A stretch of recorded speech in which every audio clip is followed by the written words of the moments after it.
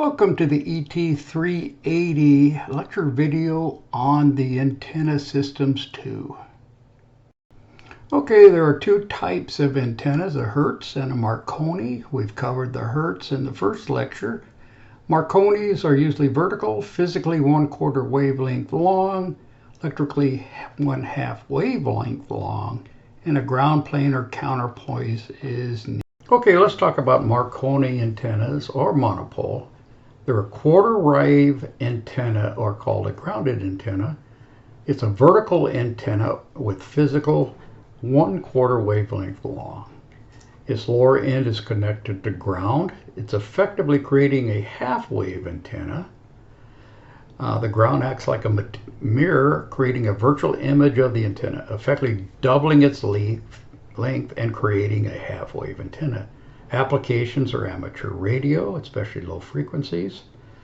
The advantage are they're relatively easy to install and they can be ground mounted. They're effective for long distance communication. And the disadvantage are they can be susceptible to ground loss, especially in areas with poor ground conductivity. They are not as efficient as dipole antennas at higher frequencies. Here I'm showing a monopole Marconi antenna. This red part is physically the antenna. Here's the ground. And here's our image antenna. It's actually acting as a mirror, so we get a current that is reflected and a voltage that shows. So we have a 1/4 wavelength physical, but we end up with a half wavelength actual antenna. Here I'm showing the radiation pattern for a Marconi antenna, and we can see that it is a tube that points out. We have the antenna up through the center, so there is nothing being radiated above, and this may be a different shape being on depending on the design of the antenna, but it sends out in that direction. Okay, here's a diagram showing different radiation patterns for monopoles of different wavelengths. The one that I showed was colorful before, but this is an accurate based on the wavelength. So this will be a 3-dimensional, and the lower one will be a 2-dimensional diagram. And you can see how different they are from the different wavelengths of the antenna. Let's go back and look at our folded dipole antenna. It is a loop of wire folded back on itself, and it's still a bipolar, and we're going to use it in a Yagi antenna as our main driver. Parasitic and driven elements of an antenna. So the driven element is the powered, and the parasitic element are non-powered, passive devices that are added to the antenna to help to broadcast or receive. Here is an antenna, and all of this is powered except for this screen in the back. So the screen would be a parasitic, and the rest would be a driven element.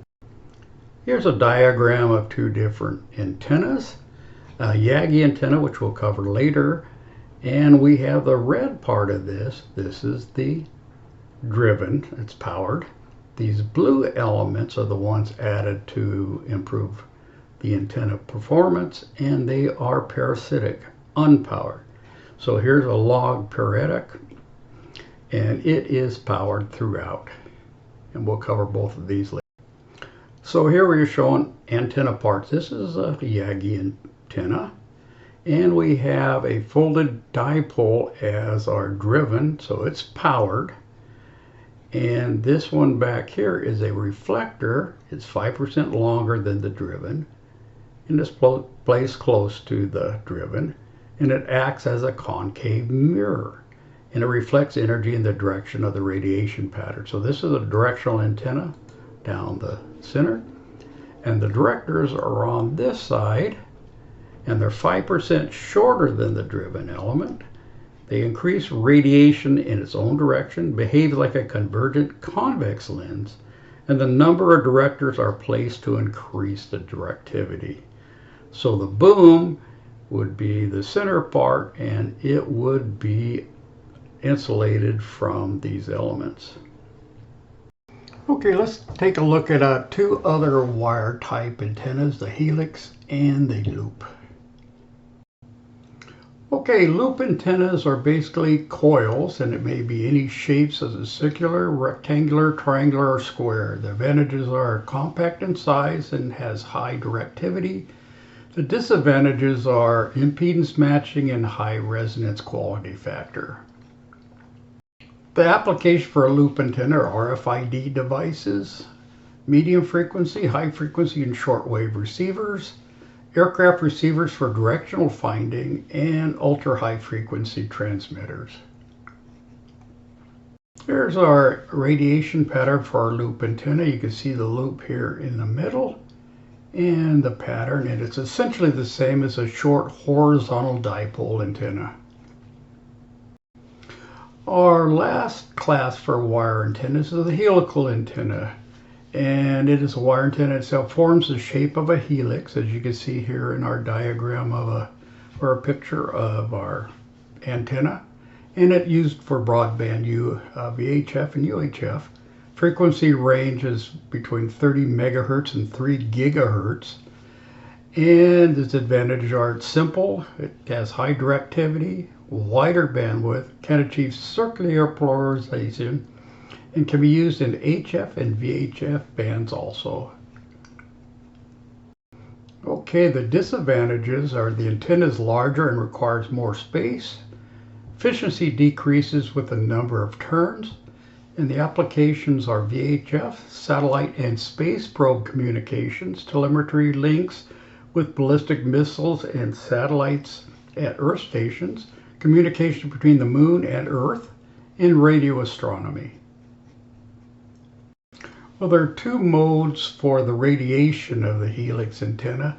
Here's normal mode, and it shows the radiation field is normal to the helix axis, and the radiated waves are circularly polarized, and you can see the pattern. The other helix radiation pattern is the axial mode, and it's in an in-fire direction along the helical axis, and the waves are circularly or nearly circular polarized. So here is our radiation diagram. RF radio frequency transmission lines are the cables or structures that carry electromagnetic waves, and they transmit power from the transmitter to the antenna. And they're made of two conductors separated by an insulating material called a dielectric.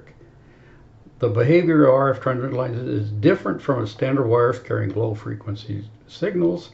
High frequencies travel on the skin, so this may not even be a wire. These things could be a tube with air inside or some other dielectric. The characteristic impedance of the transmission line is the ratio of voltage to current when its electromagnetic wave passes through it, and it typically matches the antenna. RF transmission lines are used in radio transmission and reception, and they're used to transmit power from a transmitter to an antenna. So the types of RF transmission lines, it could be a coax cable, a concentric line with a small conductor in the center of a larger tube, and this may not necessarily be a wire. It could also be like, say, tubes and other material. A microstrip is a planar structure with a signal line over a ground plane. A strip line is a planar structure with a signal line surrounded by ground planes on top and bottom. And an open wire transmission line is a pair of parallel conducting wires separated by a uniform distance. Standing wave ratio, or SWR, it's a measurement of the impedance matching between transmission line and its load, and the ratio for the maximum amplitude of standing wave to its minimum amplitude, indicating an impedance mismatch.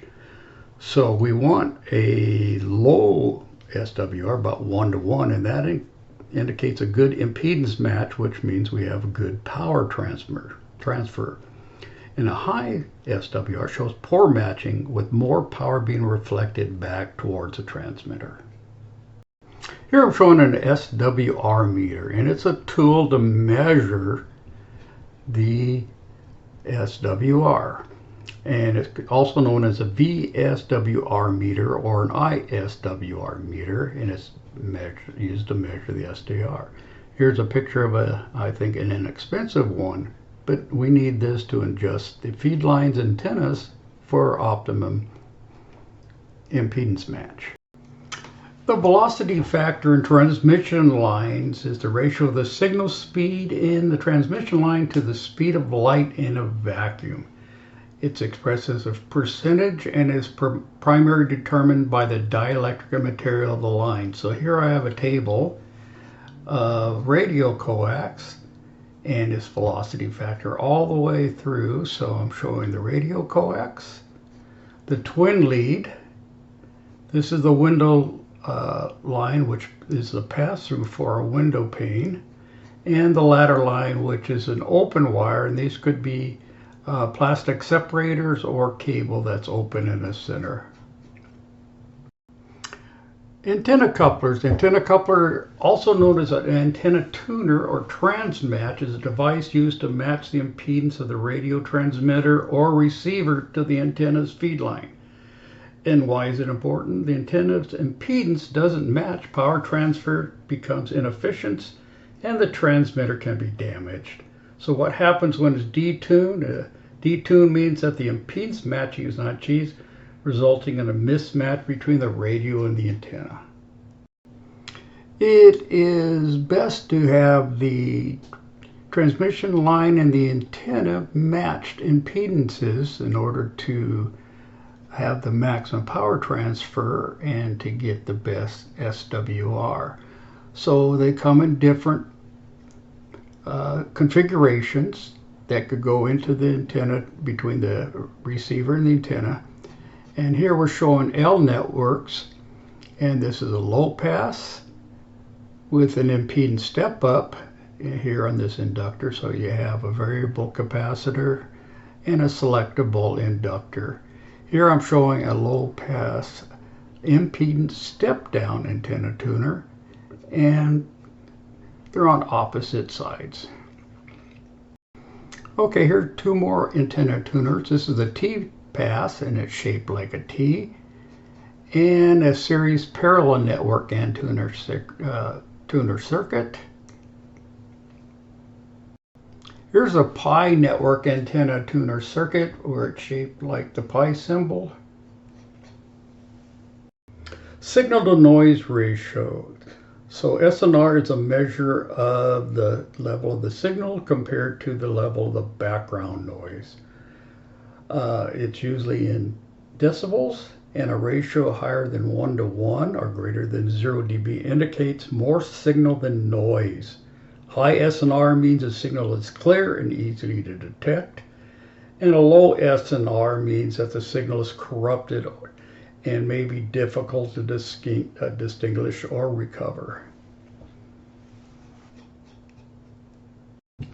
It's not unusual for us to want our dipole antenna to operate at different frequencies. So what we'll do is we'll put a trap in there, dipole trap, and it's essentially an inductor and capacitor in parallel.